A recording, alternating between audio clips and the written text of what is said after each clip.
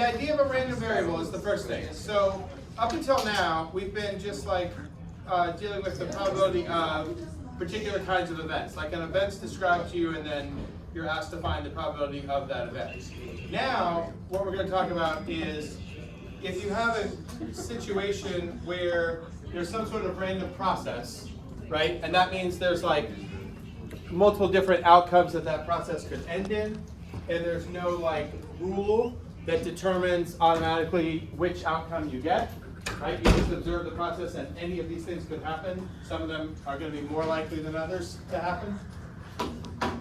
What's the issue with this is most of the time the processes that you're observing, the outcomes themselves are usually not numbers, okay? Like if you flip a coin, the outcomes are heads and tails. If you're drawing a card from a deck, any one of the 52 cards is an outcome, right? Like Ace of Hearts is an outcome. Now sometimes by coincidence, the outcomes turn out to be numbers. Like if you're rolling a die, right? The numbers 1 through 6 are the outcomes. But what the random variable structure does is let you assign a numerical value to what happens in the process by describing it a certain way. And then once we have numerical values there, we can do a lot more precise mathematical analysis with things structured that way, okay? So I'll give you an example. I'll give you a couple different examples of how this would work. And the other big thing you have to understand for random variables for right now is that they fall into two categories. There are discrete random variables and there are continuous random variables. And that distinction is important because the way you calculate certain things based on the random variable depends on whether it's discrete or continuous. You have to know both types, and you already have learned in stuff you did in pre-cal how to deal with discrete random variables. But you haven't done much with continuous random variables yet because this is the place I mentioned before that this was going to come up at some point. This is the place where calculus and probability cross over each other because when you have to analyze continuous random variables, you need to do some calculus things that when you analyze the same things with discrete random variables, the calculus piece is not necessary, okay? So that part is going to be the new part. Now that's down the road. That's the stuff we do at the end of the unit. For right now, you just have to be able to distinguish between discrete and continuous random variables. And the examples we're going to do today and in the next few days will all be discrete, okay? So let me give you a couple of examples. One would be if I'm flipping a coin, let's say I flip a coin 10 times. So each outcome is heads or tails. But how I might phrase it to get a random variable in there would be like, let's let the random variable x represent the number of times that tails comes up when you flip the coin, okay? So I have like this process where I'm gonna flip a coin 10 times.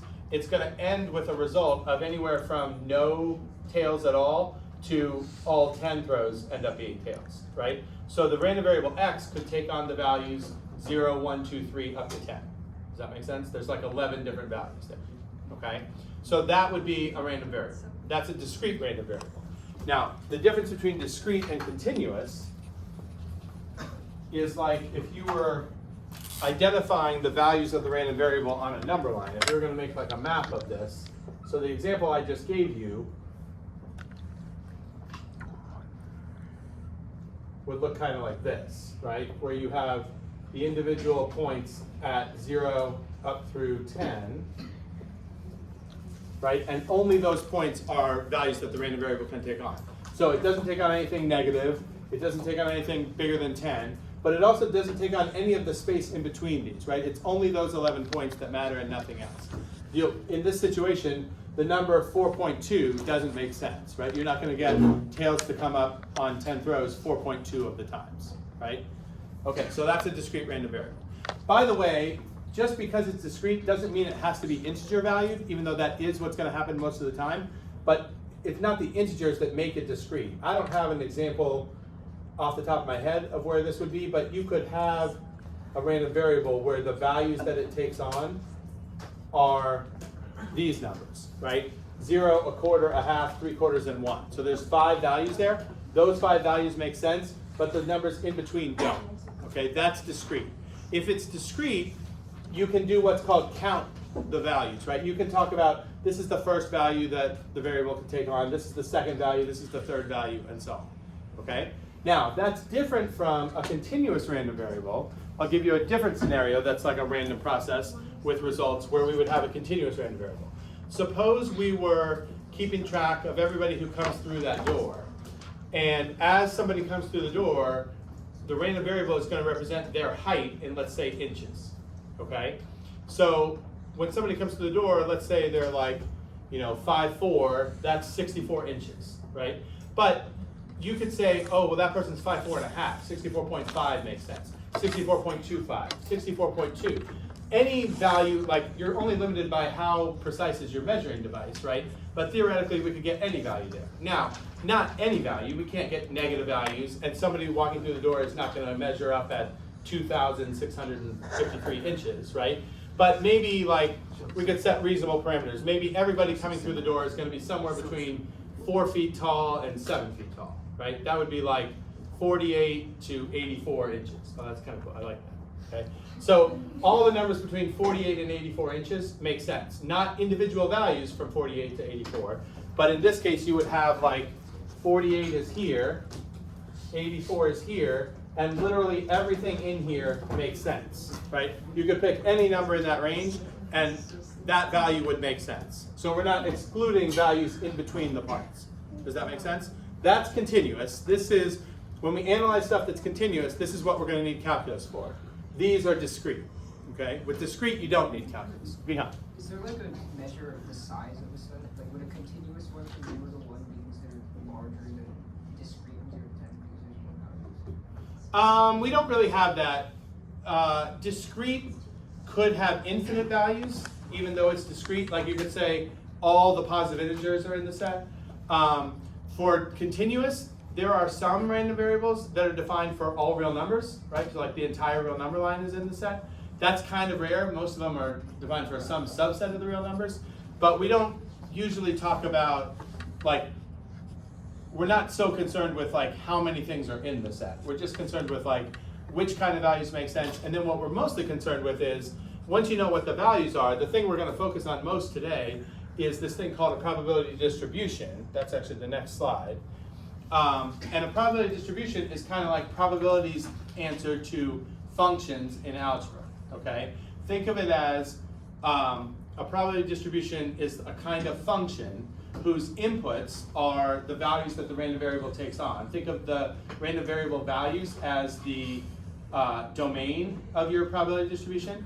So the values the random variable can take on go into the distribution, and what the distribution spits back out are the probabilities of each of those values actually occurring, right? So you put in a value the random variable can take on, and what comes out is how likely is that value to occur, okay? So the range would be like the probabilities, and the domain would be the values of the random variable, okay?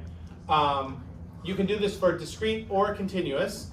Usually, since it's like a function, the way the distribution is communicated is usually either an equation, like you could have an equation that says like, do this type of computation to this x value, and then what you'll get out is the probability of that x happening. That's less likely for what we're going to do right now. Most of what we're going to do is you demonstrate the function through a table, where you just make a simple 2-column table. The left column is all the values the random variable can take on, and the right column says what the probability of each of those values is, okay? Now, not every function would qualify as a probability distribution function because there are certain rules that a probability distribution function has to abide by in order to be valid, okay? And these are the 2 rules. Now let me explain some notation here. It's customary to name a random variable using a capital letter. So like this capital X is the name of a random variable.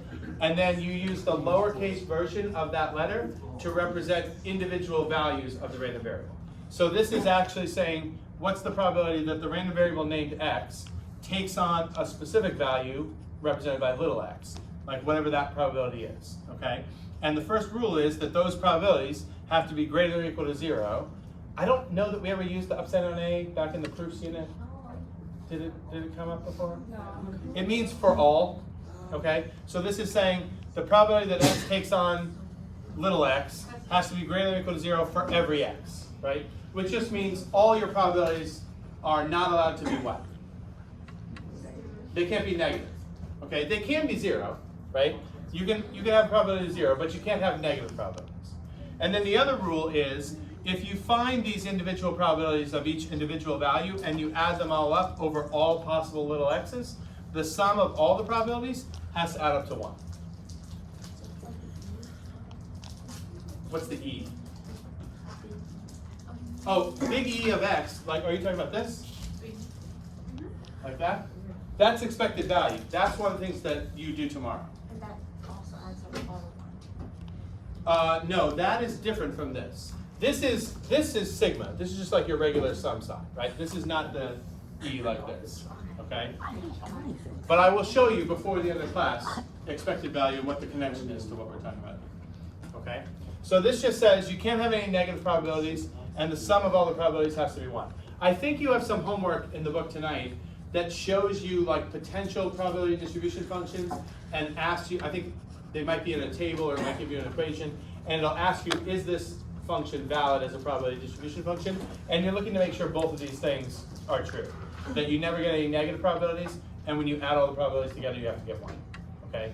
The other thing, do you see what's not stated here, because it's implied by these two things together, is there's an upper limit to each individual probability value, right? Probabilities can't be higher than what? 1.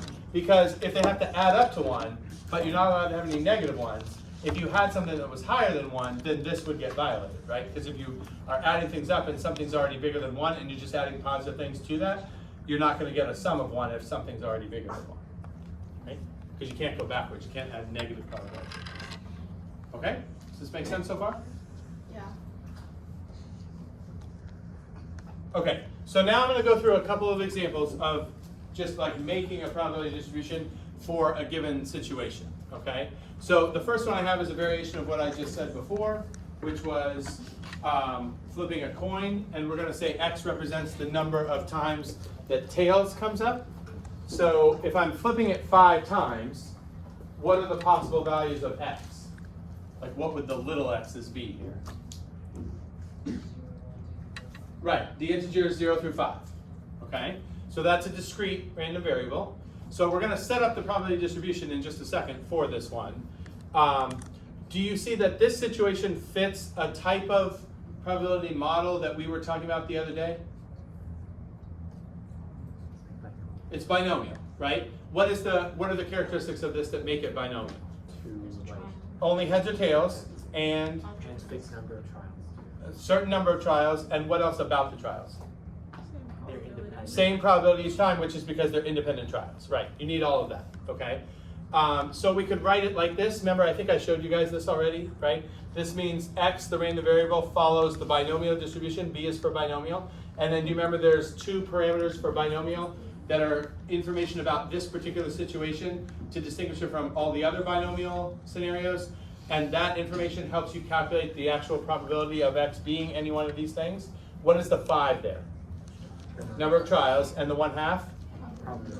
Probability of success. Now this one's a little weird because in a binomial, if the probability of success is 1/2, what else do you know? Failure is also 1/2, okay? When probability of success and failure are equal, there's some symmetry that shows up in the distribution that is not true of binomial distributions in general. It's true because P and Q are the same, okay? So here's how you would set up the distribution. You make your table. On the left side, you just list the values that the random variable can take on, which are the numbers 0 through 5. And on the right, we're just going to calculate what the probability of each one of those is. So if I want to know what's the probability that x is 0, which in this context means what's the chance I flip the coin 5 times and I never get tails, how would I figure that out?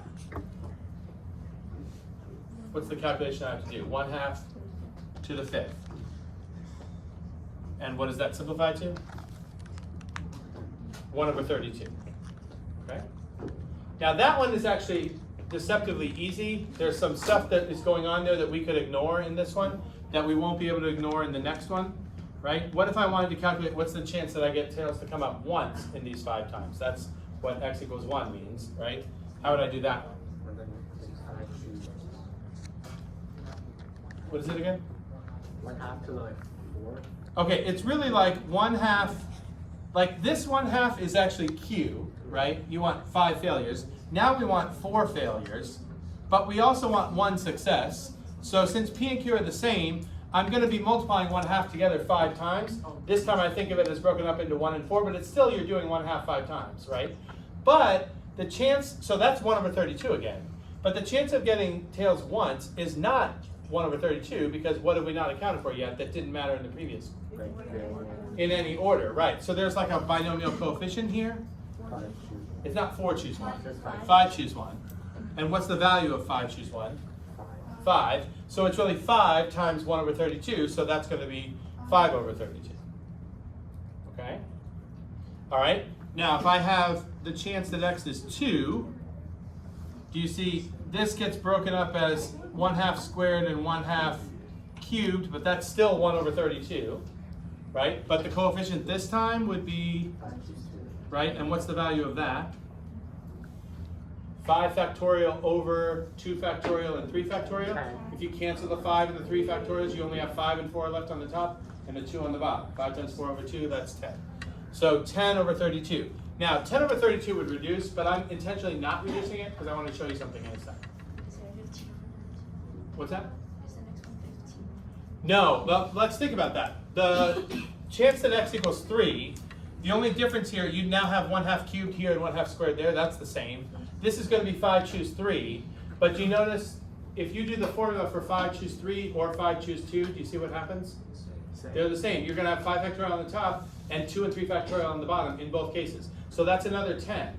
So the chance of getting tails 3 times is the same as the chance of getting tails twice, which makes sense because when you get tails twice, you get heads 3 times, and when you get tails 3 times, you get heads 2 times, right? So it makes sense that these are going to be the same because if I had defined my random variable in terms of heads, it would have been the opposite. This is Pascal's triangle? The numerators are from Pascal's triangle. Yeah, right? Yeah, because do you see what's happening here? 1, 5, 10, 10. What are the last two going to be? 5, 1. We're going to have that symmetry happening, right?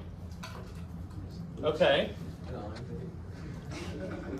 Now the reason it's Pascal's triangle is because, do you know every row of Pascal's triangle is like the whole set of choose expressions for a given n, right? So on the row where you're doing 5, it's 5 choose 0, 5 choose 1, 5 choose 2. That's what we were doing here.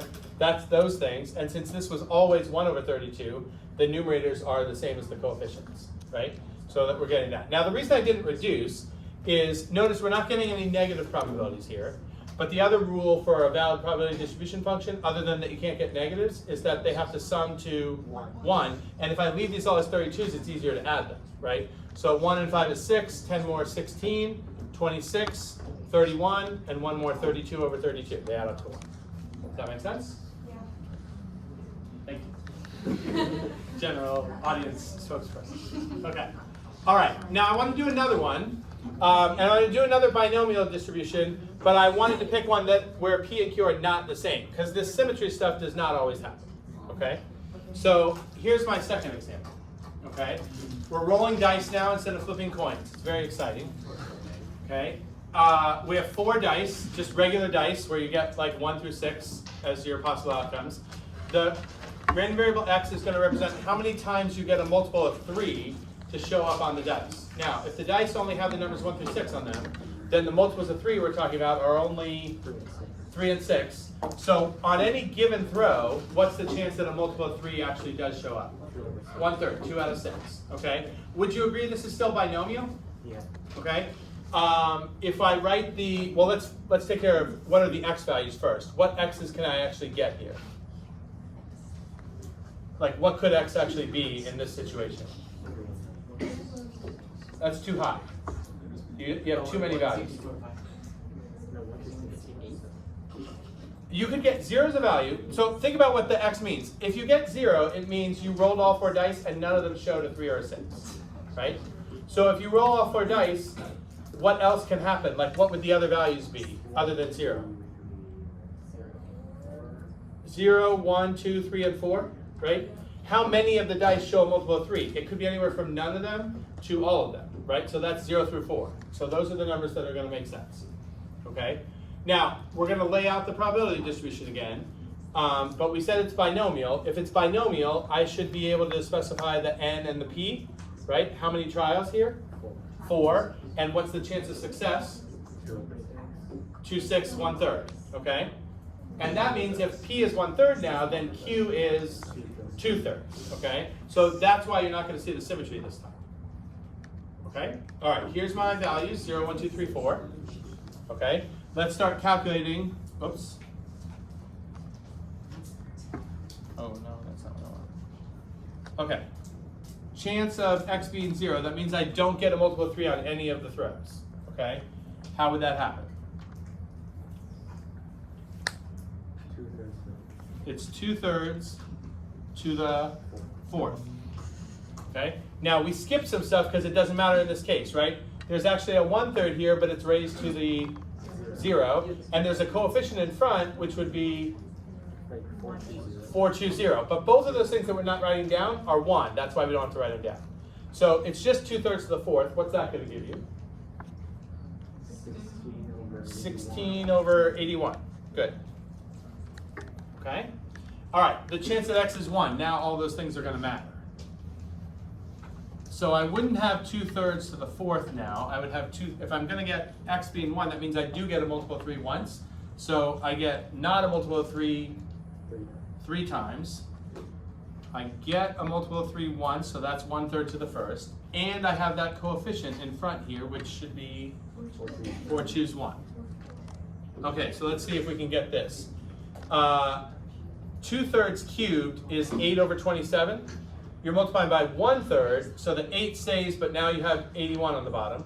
But then you have this 4, so the numerator is actually 32. So we have 32 over 81. Okay? All right, when x is 2, can you guys do that one? Calculate the probability that x is equal to 2. Tell me what fraction. And even if it simplifies, leave it over 81. So I want to show that we add up to 1 again.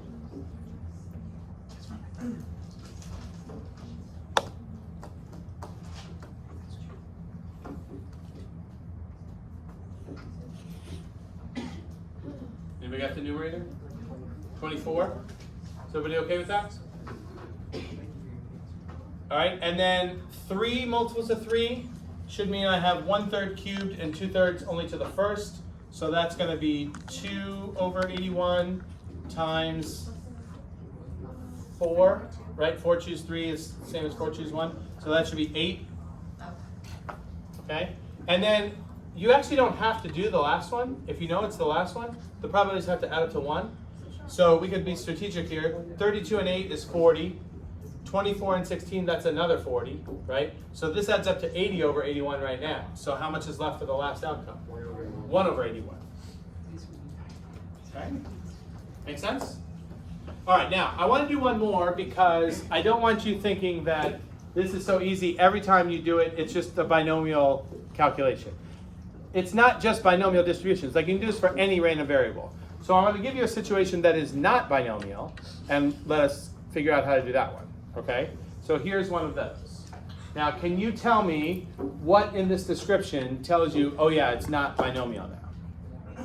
Without replacement is the phrase. Now, what is that messing up about the binomial situation? It does, right. If you are taking marbles out of a bag and you're not putting them back, we do have 2 outcomes here, right? It's like red and blue. But the chance of, what are we calling success here? X is the number of red marbles, okay? So the chance of getting a red or not getting a red is going to be different as you go through the trials because you're taking marbles and not putting them back. And so the chance of red changes with each outcome, okay? So that means it's not binomial.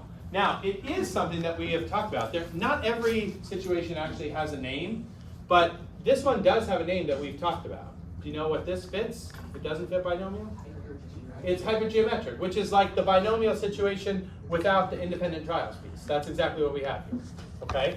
So it is hypergeometric. Does it make sense that x can only take on 0, 1, and 2, even though there are 4 red marbles?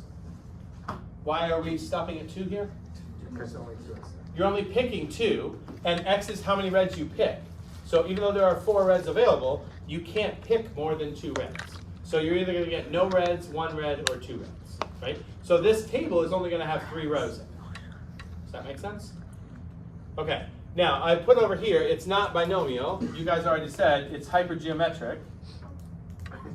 I'm over that now.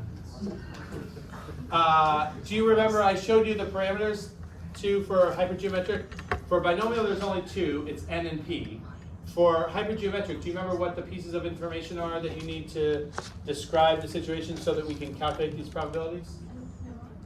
No, NPR is for binomial PDF still. There is an n. There's actually more than one n in this one. There's big N and little n. Do you remember that? Yeah. So what does big N represent? It's 6 here, right? What is it? What is it in general? Like, what is big N? How many things there are altogether? Okay. So that would be 6 here. That's big N. Little n is actually the third thing you mentioned. What is little n representing, or what is it here? It's 2. What does it represent? The amount selected. How many you're picking? Right. And then what are we missing? What's in the middle? The number of, yeah, it's like how many are in the group that you would call successes, right? So that's 4 here. And do you remember what letter designates that? It's K. Yeah, capital K. All right. Okay, so let's set up the distribution. It's only going to have 3 things, right? So the chance that x is 0. Do you remember with hypergeometric, you just set up a fraction that has choose expressions in the numerator and denominator, right? There's one choose expression in the denominator, and usually there's going to be 2 in the top, okay? What goes on the bottom? Total number of ways to do whatever you're doing. In this case, selecting 2 marbles. How many ways can I select the 2 marbles? 6 choose 2. So that goes on the bottom. On the top, you're counting how many ways can what you want to happen, and what we want right now is to not get any red marbles. So technically for this one, you could just put a single choose expression here. What expression would have to be there? 2 choose 2. Now, if you want to fit this with the regular formula, there's always a second one here, because you're usually saying how many do you pick of the group that you don't want, and how many do you pick of the group that you do want. In this case, the group that we do want, the reds, we don't pick any. And 4 choose 0, what's the value of that? 1. 1. That's why you don't have to write this, okay?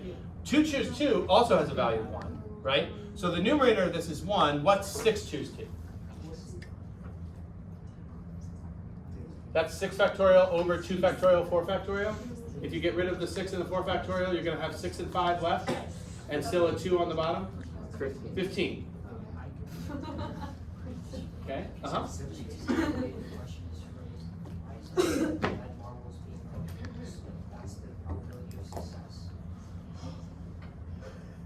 Why? So it says the random variable x is representing how many reds we get. So if x is 0, it means we don't get any reds. Does that make sense?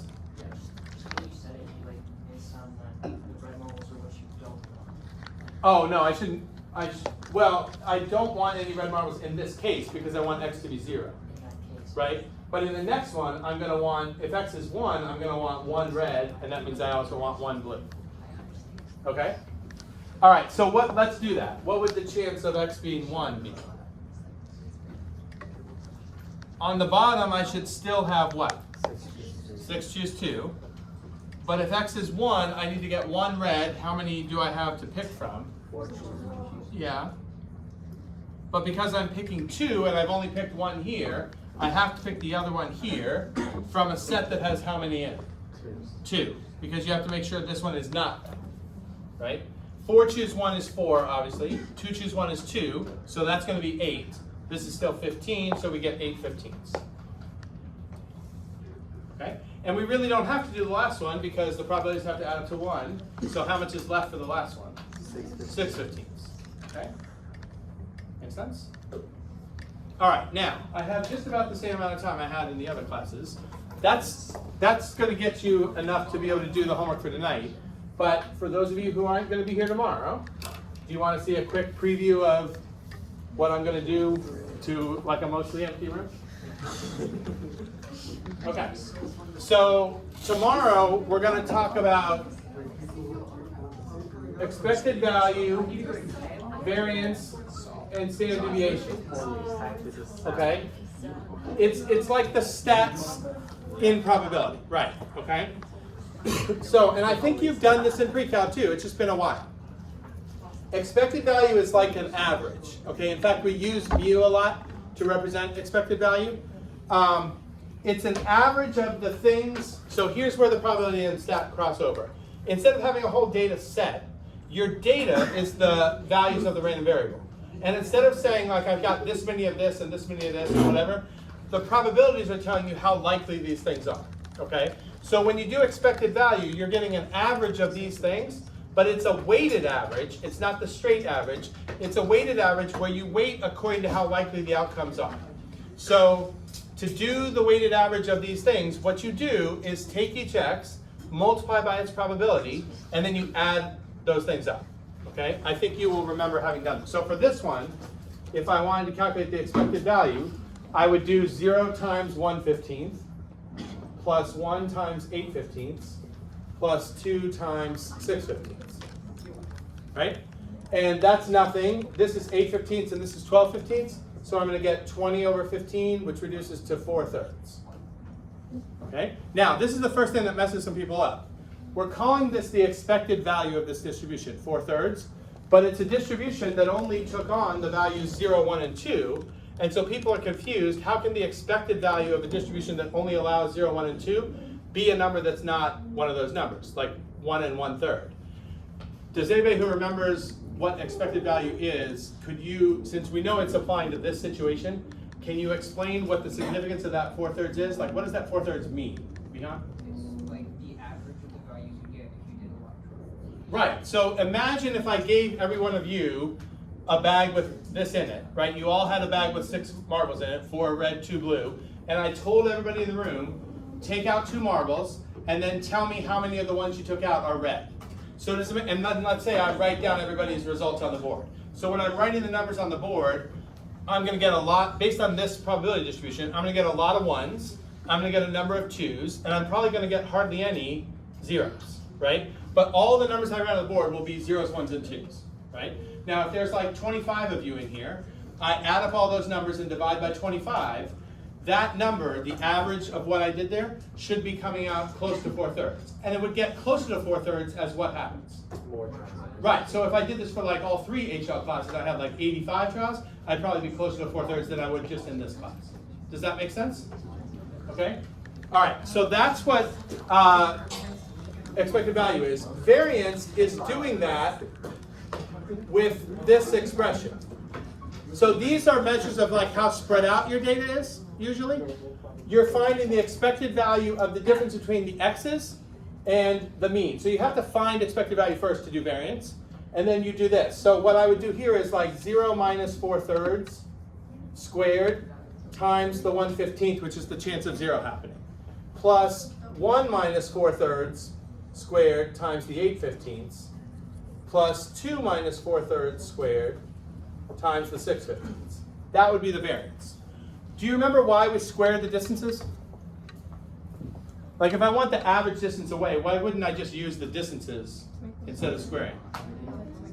Right, because if some of the values are below the mean and some are above, then you're going to have some negatives and some positives, and if you just average those things, do you see you'd get canceling out, right? So you square first so everything's positive. You weight though, all these expected things mean you weight according to the probabilities. So something that has a low probability of happening only contributes a little bit to the total. If it's very likely, it contributes a lot. Okay? So that's what I'm going to do with you guys tomorrow, whoever's here, okay? Is finding these things for a given distribution. And I think everybody remembers, do you know how to get standard deviation from variance? Yeah. It's one step. What do you do? It's root, right. Okay? So that's like the 5-minute version of tomorrow's lesson.